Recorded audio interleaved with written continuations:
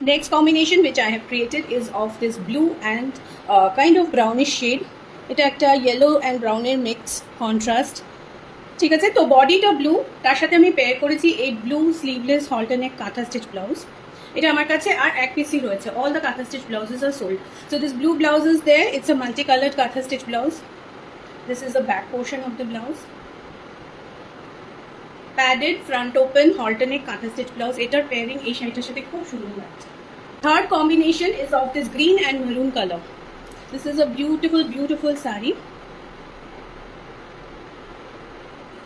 Okay, এটা হচ্ছে pallu portion. This is the palla of the saree. Green color and এই কালারেরই blouse piece.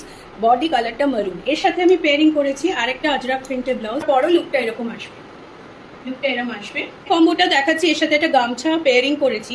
এই শাড়িটার আমার কাছে দুটো পিসেস আছে অপোজিট কালার্সে। একটা শাড়ির কালার হচ্ছে অকার ইয়েলো টাইপের কালার অ্যান্ড পাল্লুটা হচ্ছে এরা maroon, blouse piece maroon, yellow tassel দেওয়া আছে নিচে। ওকে, তো এর সাথে আমি গামছা ব্লাউজ পেয়ার করেছি। This is a padded front open gamchha blouse.